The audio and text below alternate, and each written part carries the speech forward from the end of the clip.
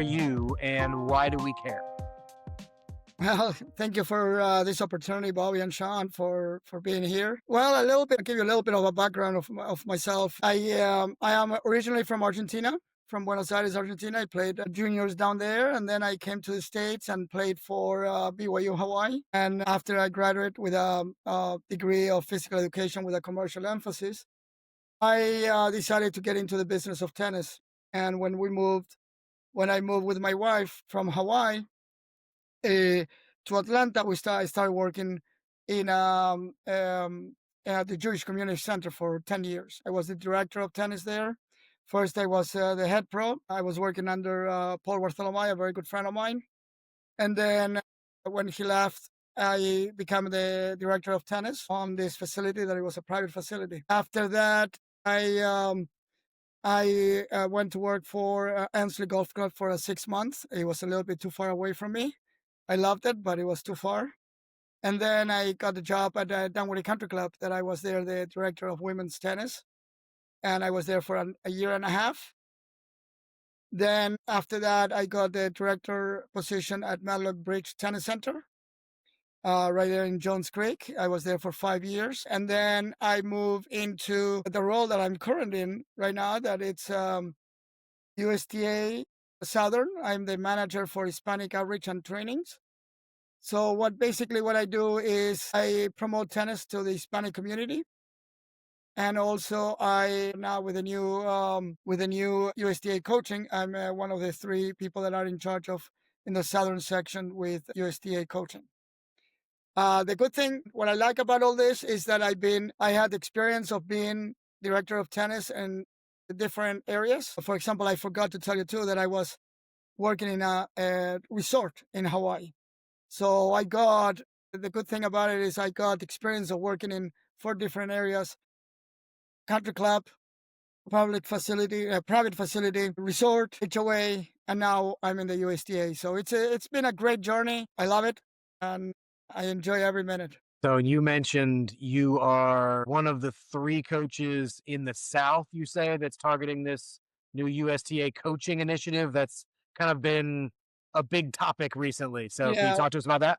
yeah. Well, there's 3 people that in the office at the USDA Southern that are in charge of the coaching, USDA coaching in the Southern section.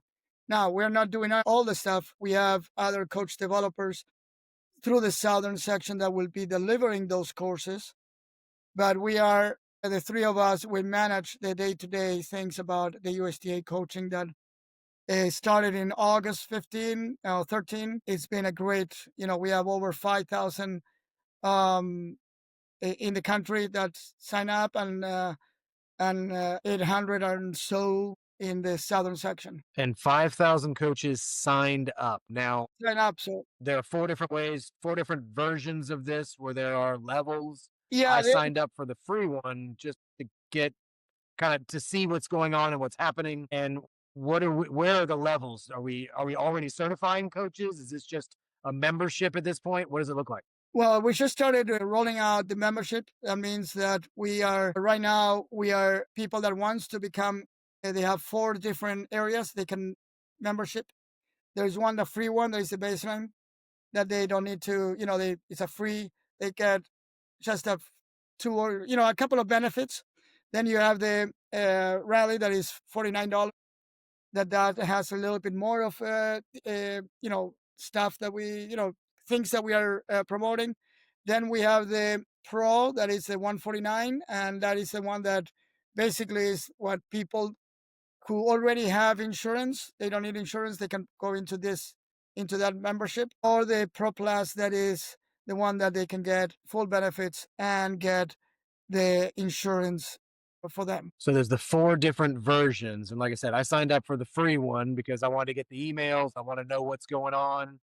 As a certified coach, I'm not sure what to do next. Meaning, what does this replace? Is this something that's cheaper than something I already have?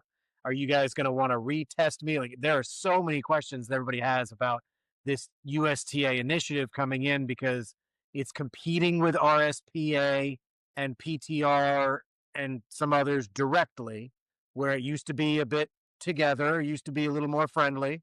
So now there's a competition here of what you're offering is a struggle for them because I'm RSPA, Bobby is as well. We love to tell the story that we got certified on the same day, the same place. That's where we met. That's always fun. So we'll skip that part, Bobby. All right. I think people have heard that before. Now, does USTA expect us to switch over? It's cheaper. Is it better? Do we even know yet? Well, just remember this, that USTA coaching is only going to be tennis related. RSPA and PTR, they have the racket sports. That means they have the other sports. So the first difference is that we are just going to take care of the tennis area. Pickleball, padel, squash, racquetball. We are not going to get into that. We are, United States Tennis Association, so we're just staying as in tennis. That's one of the main difference. So we are not competing. We're just providing some other options to people to go. We are going to do tennis. If you need to go and get a certification of padel or pickleball, you are not going to be able to get that through us. So that's the one of the main difference with it. And the second one is, I think that you as a tennis pro, you need to see where you get the most benefits out of. Basically, is you need to go and compare what you're paying and what you're getting out of it. One of the biggest benefit that I see that USTA is they got the the tennisdrills.tv. That usually it's like $200 a year. Here you got it with your membership. So, you're getting some, that we were not able to get in the other ones. So it's like I always say, is that you need to go and see which association is the one who's going to give you the best information and the best thing. We are just tennis only. So that's basically it. That And makes sense. Bobby, you got questions on the coaching side? No, that's a clear differentiator right there in my eyes. Yeah, and I think so as well. just remember too that there's also, right now we started with equivalency. So that means that if you are let's for example RSPA professional, you are going to get a certain there's like a little equivalency slide that will tell you where you stand. If you are a master pro, you're going to get into the master professional group, that is the highest one that you can be. So right now we're just, if people wants to come over, they can come over, they can see where they stand and then get the education. We are getting, we people who transfer, they will give him the equivalency of where they are going to be standing. So there's Got it. different areas. I'm the P3500 tennis coach, and Bobby's the RS 3000, and we have that same concept when we come over. That makes a lot of sense, and that is going to be easy, hopefully, for people to understand. To say you're not giving up something, we're still offering you. I'm speaking as though I'm USTA. The USTA is still offering the equivalency, like you said. That word is good because it says you've worked hard to get here. We had conversations Bobby and I have with people that have been with other organizations for decades, and they're saying, well, what about all this work? What about all this education I already have? How does that get displayed on my new badge, per se? Exactly. So they don't have to do any, they will have to do continuing education like we always do. But if you're a certified, you are going to get the equivalency to that. And now, for the people who are starting in the business, they will have to go through, the coach's fundamental workshop, the pre facilitator, that they are changing names for next year, but you have to go through the process. So, it's like everything, you get grandfather in because you already did your turn, you worked hard, you got your certification. And then if you want to move to the next level, then you will have the opportunity to go ahead and work your way up. So right now is we are working on the equivalency.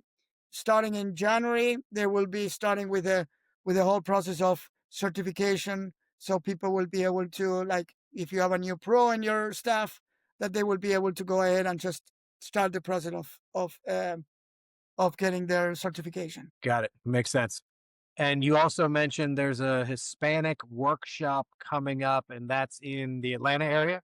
That's correct. One of my things that I took when I started with this position, the manager for Hispanic Outreach, was to try to create continuing education for the tennis pros. And this is the 5th year that I'm doing it. We have a good followers, a lot of good people there as a speaker as well as participants. And the idea behind it was to, we as a Hispanic people, we like to feel comfortable in the settings that we're in. And some people saying that I'm doing this and I'm trying to divide this Hispanic with the American speaking, people. And I'm not like, no, I'm not. I'm just trying to get them to feel comfortable and feel welcome, and then know that I will be in the other RSPA or PTR or whatever, that I was there for them, that they could come over and attend those uh, conferences and be able to know someone. I remember when I started, 25, 26 years ago, when I came to Atlanta, I didn't know anybody and nobody talked to me, because I had an accent, and I was kind of like different. So, not because of my hair, okay? Ask. No, no, no, no. But it was, and then I said, when I got this position, I said, well, I want people to not to feel, you know, left out, and knowing that they have someone there that they can talk to, and find more information about USTA, about tennis itself. I'm always a phone call away from people that they want to feel, because sometimes we ask questions, and that sometimes it doesn't make sense in English for us, but then when we do it in Spanish, it comes out easier. So we have this event at the Atlanta Athletic Club on November 16th from 9 to 4. And we would like to see you. Whoever is there, whoever wants to come, you're welcome. It's in Spanish. And we have a couple of great That's speakers. important to note. Yeah. Well, because I might be changing it a little bit. I might have someone to translate in the future. So I might do something like that. But we have Fernando Sigal, who is the director of the GPTCA. I think some of you already did the course with him. And he also was at the RSPA Summer Conference. And we have Gustavo Granito, who worked for ITF for many, many years. And they are two great, great speakers, as well as they are very knowledgeable about the game of tennis. They've been around for a while, and they did a lot of good stuff for a lot of different tennis associations around the South America and Central America, and then in Europe. So it's going to be a great, great time. Don't forget, Atlanta Athletic Club, November 16, 9 to 4. Awesome. We'll put all that in show notes as well and make sure there's a link to it. And there's a registration that we'll link to as well for those that want to attend. Now, Bobby, I think in my head, I've been planning this transition. So we're going to see how this goes. So when you first came to Atlanta as well, because you're from New York and you got an accent, did you I was have the same gonna say, problem I getting faced a along? very similar experience coming Yeah. from New York with my accent, and then being Hispanic with Schindler as a last name. I'm just a complete anomaly here. Well, it's the same with me. They say Jensen, and they're like, you're not Hispanic, but, Right. just to give you a little bit of the background, my mom was Norwegian and my dad was Danish. So that's why I know it's kind of interesting, isn't it? Very much so. Yeah. And we joke a lot because Bobby's got obviously the German or Jewish last name with the Hispanic mother, Yes. but doesn't speak Spanish. So he can't consider himself Hispanic technically, in my opinion. But I'm not the arbiter of those things. Well, But that I like the idea that if he has that there's the 1% of Hispanic, he's Hispanic. Come on. well, So I said, if my last name was Cerezo, if I had my mother's last name, and as I well, if you ever met Hezekiel and Elvira, you wouldn't have doubted that I came from Hispanic. And the fact I cannot say H and U together, that's my calling card. That's where you can tell that my grandmother, now is it very frustrating that she was the lady who raised me until I was 3 years old. So Spanish should be my first language, most definitely. But I do have speech impediment as a result of it. So that's good. Well, just imagine, I used to be in when I went to school and I had to do like a write a paragraph or whatever, I would mix the three languages, English, Spanish, and Danish and Norwegian. I would just mix it up, you know. yeah, I think I see that with one of our friends is Sebastian, and he's got South African mother, I think, Hispanic father. I think he's third generation tennis pro type, but he speaks three languages. And every once in a while on his phone, he just switches the language over to something else Yeah. just to kind of keep it fresh. that'd be something I at some point I'll do when I'm down in Ecuador with my wife. At some point, I'll There we flip go. it over and just see if I can keep up with my own phone. I got a text from Bobby, but I can't read it. What she needs to do is just drop you off in the middle of the city, and then she disappears, and then you have to figure out how to get back home. Exactly. Here you are in Quito, Shaun. See you at home. Yeah. Exactly. I was just All thinking about it right, so when we've I came to covered. the States. When I came to the States, there was not that many Hispanic tennis players in NCAA or NAIA. You know, there was no other option. I needed to speak English. That was kind of hard a little bit, but after 27 years, I overcome that. Well, and we joke with Bobby's transition because I think it's harder. Learning a language is a lot harder than learning to be nice to people. So you really got to come down into the South out of New York and be like, okay, it's easier for me to learn Spanish than it is for me to learn to be nice to people. That's actually a more difficult thing to do. So we encourage and say thank you to Bobby for learning that skill because I joke with my wife all the time. She's like, when you go there, you just assume everybody's going to be mean to you. It's just part of the deal. But we're getting a little sidetracked there. Sorry. I know. I guess. But we've covered who you are and why you're here. You're a unique figure because not because you're Norwegian and from South America at the same time, but because of what you're doing with Hispanic Outreach. You handle some of the DEI initiatives for USTA Southern, and you're also on the American Racket Sports Association Georgia Board of Directors, helping them do what they do. And we appreciate everything that you do because of the connectivity and the experience that you bring because there's a knowledge there. It's one thing to be a tennis coach and then kind of learn to run a business in the tennis world. It's another thing to go into USTA and actually work on these initiatives and figure out how to get these things done. Give us kind of the short version of what a day or a week in the life of Allan Jensen is because you travel a lot. Yeah, I travel a lot through the South. We In the southern section we have 9 states, so I cover all the 9 states. And basically, is my thing is I want to put rackets on the hands of the kids and adults, as many rackets as I can. So I go to festivals, I go to schools, I go to activities that they have.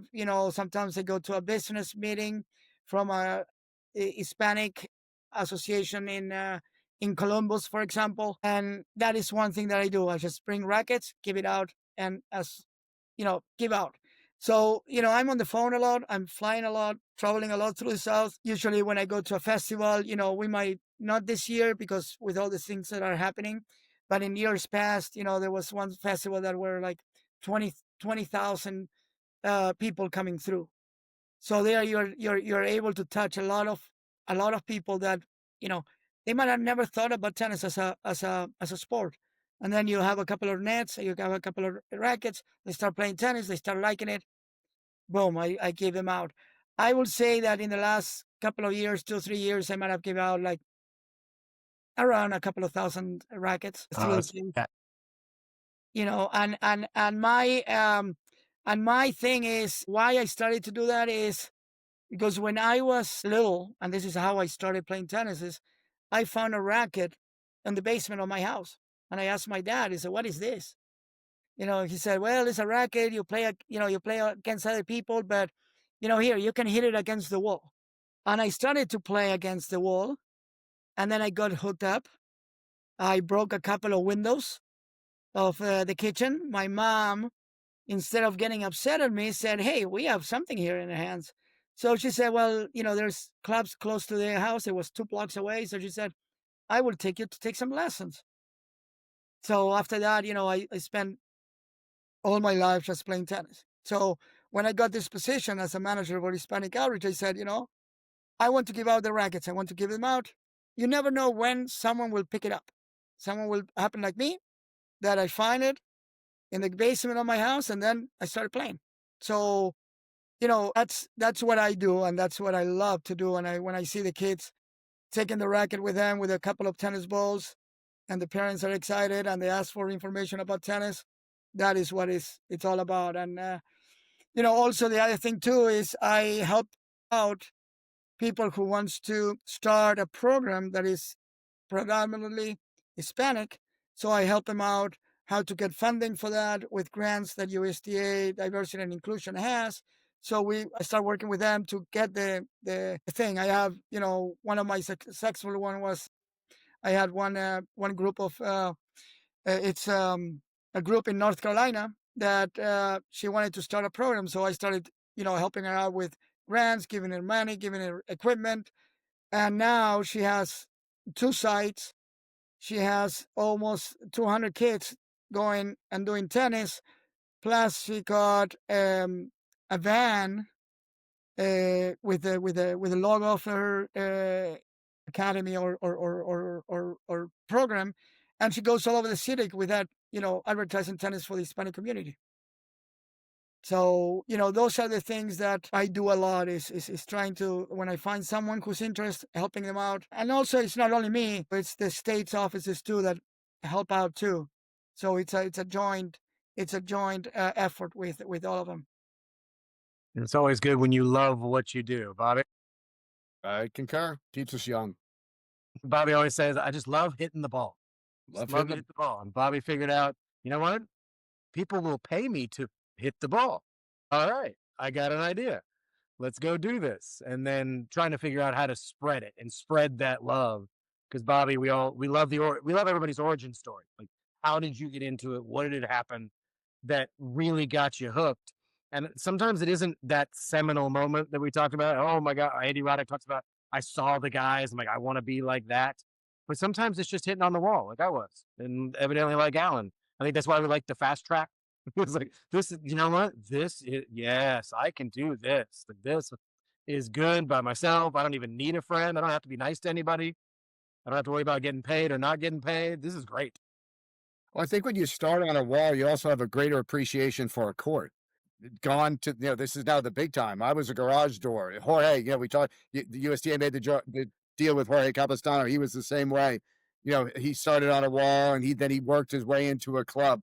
I think the folks that start on the wall in the garage probably have a little more appreciation Yeah. for where we ended up. And that's why at advanced stages, we're still so involved where, you hear the horror stories of the. Yeah, no, I think the wall was great. And then, in Argentina with the walls, the courts were always full. So you only got like an hour of being on the court to play. So you were playing against the wall and then going back to the court like 10 minutes before your time and work on your volley to volley until they were like, okay, the time is over. Now it's my turn. And we'll go in, and we were just ready to play. We didn't have to warm up and all that stuff because we already warmed up before. So we were in that hour, we were able to go out and just play a match and play and then get out again and wait for your turn again. So, well, like I give you an example. I had a group when I was at Malik Beach. I had an 8 and under group, and I had 2 groups. One who was able to play matches, and one who was not. And the parents of the ones that were not playing in the team, they were like, John is friend of Matthew. Why is it that they're not together? And I said, well, this group is playing already matches. They are working hard and they're working. And then they will say, well, what do I need to do? And I said, well, I need to take more lessons. I said, no. What I need you to do is continue with the group lessons, maybe take a 30 minutes private lesson with me. And then you need to go out and play with him. You need to go out and play. You cannot just pretend that taking a lesson will get you to play if you play only once a week. You need to play 2 or 3 times a week with him. And not 2 hours. Just go for 30 minutes. Go and hit some balls. After that, those kids, I could see their parents going out and playing. And then I would put them back into the team. And then I was rotating. And then after that, I started getting a lot of kids because they saw that how important it was to play and not just play once a week. Yeah, and I'll reference something another board member of the American Racket Sports Association in Georgia said to me recently. He said the kids that ended up having the highest success rate, going pro, college, whatever it is, I had to drag them off the court. Yeah. It was, I didn't have to say, come on, let's play more. If you have to ask, am I doing enough? You're not. Because the idea is he had to send them home to rest. And those are the kids addicted is usually the wrong, it's got a negative. No, but it's a good addiction. but that's what it is. You have a lot less addictions, right? Exactly. This is true. It's a good addiction. A good addiction. There we go. So we can take that word and take away the stigma to it. Yeah. Well, Bobby, did we catch everything? I know we talked about the Hispanic Coaches Conference. We talked about USTA coaching. I didn't ask all the millions of questions there are about USTA coaching. Did you have anything else that I'm forgetting to talk to Allan about? No, I'll be joining. I was fortunate enough to, I'm getting a discount through my affiliation with being on the Wilson advisory team. So I'm going to take advantage of that and get involved and see where it goes. So I'm looking forward to it. See where we go with it. Because I do like the fact that it is tennis only. Not that I'm not for all the other racket sports, but I always felt that was a wee bit disingenuous for just because you can hit a tennis ball, all of a sudden you're going to become a pickleball coach when I don't know anything about pickleball, Yeah. So I like the fact that do what you do and do it well. I think there's something to be said about that. And if anybody has any questions or anything, you can call me anytime. And then I will be able to answer any questions they might have or help them out to go the right direction. So, all right, I will do you a favor. Allan, and not put your phone number in the show notes, but we will make sure that there's somebody. Well, the other person who's going to be ecstatic is Jorge, because now this is part of the package. Instead of people like myself calling him, come on, Jorge, give me another free week so I can go watch 75 videos and write them all down so I can do it again. Now it's at my fingertips. So I'm sure he's very excited about the lack of phone calls he's getting because of this arrangement. Yeah, exactly. All right, so let me jump into our final question for Allan, because I think we covered everything we needed to. And Allan, we appreciate your time, of course. And we end with my favorite question, because I get a chance to kind of find some of the best ideas that are out there. And I think that's one of the things Bobby and I like to do. We call each other afterwards. Like, was that a good idea? Do we want to talk about that more? Should we consider that? But the idea here is, Allan, if you were the king of tennis, so whether it's Atlanta, the Southern United States, the world, professional, social, any version of tennis at all, if you were king of tennis, is there anything you would do or change?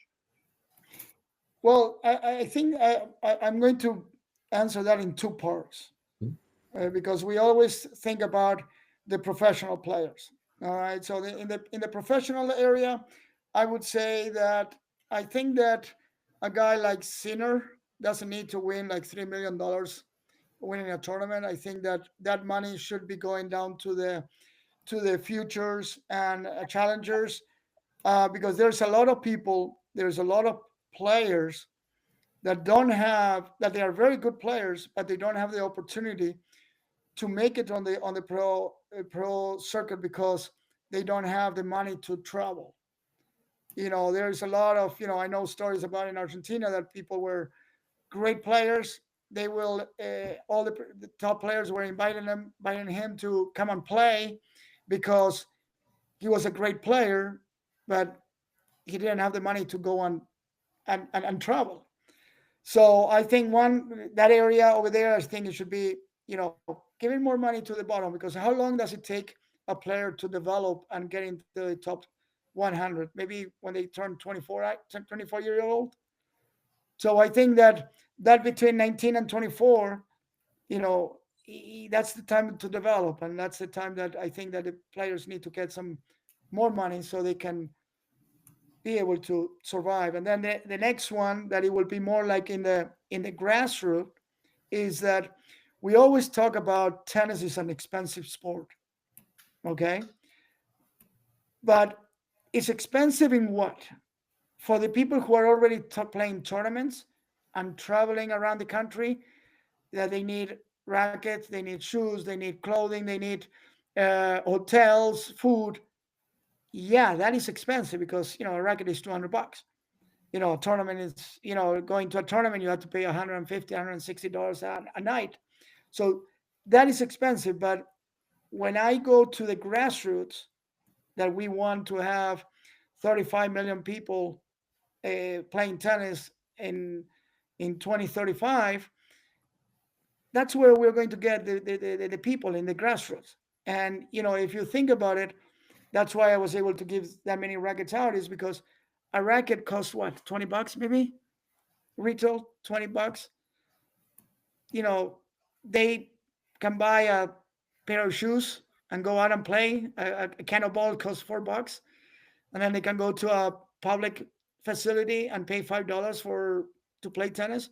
So it's not expensive. But when you start, thinking about, okay, we're going to play leagues, not leagues, but when you start playing a higher level, yeah, then it gets a little bit more expensive, because you start thinking, okay, well, now I want this pair of shoes that cost $200, and now I want the racket, and then it goes up. So those are the two things that I will try to change a little bit. And I think that the grassroots thing is trying to promote that tennis is not expensive to start it.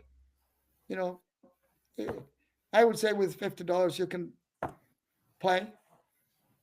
Yeah, and So we have a different version of accessibility and affordability here in the South.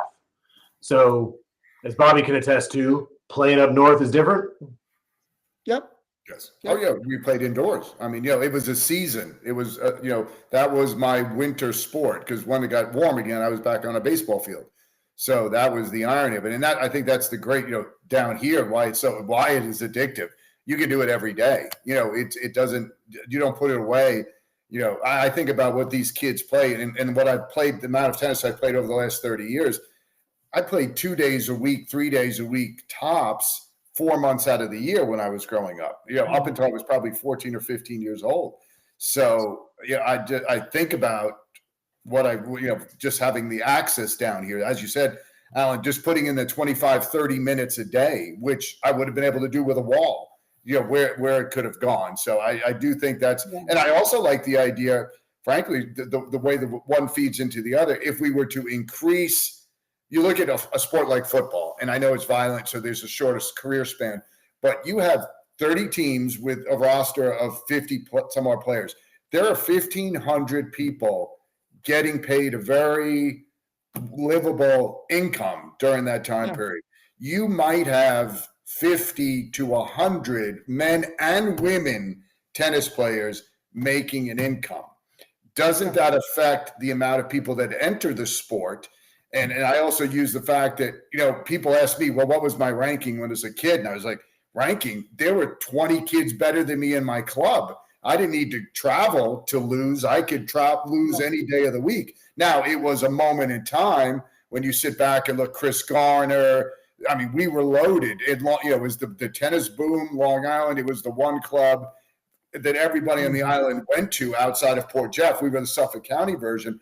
But we didn't need to travel for competition and do the tournaments because we had so much of it. So if we had more grassroots programs, would that alleviate some of the expense that you meet once you try to become a serious tennis, serious tournament player? So I think that the two could very much feed off each other in that capacity.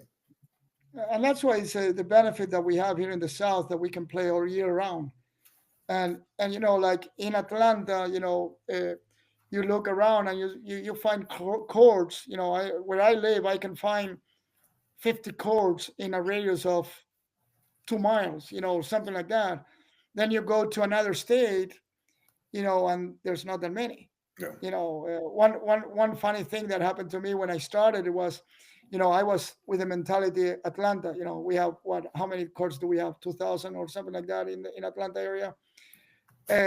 I went to Jackson, Mississippi, and I was just like, "Oh yeah, let's do this in a park." Well, we don't have that many parks. Well, let's do this in a facility, a HOA. Well, we don't. They are not used to have tennis courts. So we were like, I was like, okay, this is a shock. So we had to figure out how we can do it. And like you said, in New York, yeah, definitely, it's a more expensive tennis, because of indoors. Yeah. That's the only place you can play. But here in the South, we're lucky that we have so many courts and so many people around that they play tennis. So, That's why we're going to live longer. That's right. 9.7 years. Right, we're gonna live longer. Live long enough to retire to Florida, where every neighborhood has clay courts in them, and tennis is relatively free. Yep. You keep playing tennis. That's the way to do it. Well, Allan, this has been fantastic. I really appreciate it, and we really appreciate it. And we will follow up again. We're going to get this out and make sure everybody knows about the Hispanic Conference. That is November 16. I'm going to get this right. 16, Atlanta Athletic Club, all day? 9 to 4. 9 to 4. Okay, Bobby's coming, so no. You said we need a translator. Bobby's coming. We'll send him in. We'll pay as well. Yeah. Well, I appreciate it. And thank you so much, Bobby. As always, I appreciate it. Allan, we'll be in touch. We talk often, but for everybody else listening, we appreciate Allan Jensen of USTA Southern. Thanks so much. Thank you very much. I appreciate that. Thank you.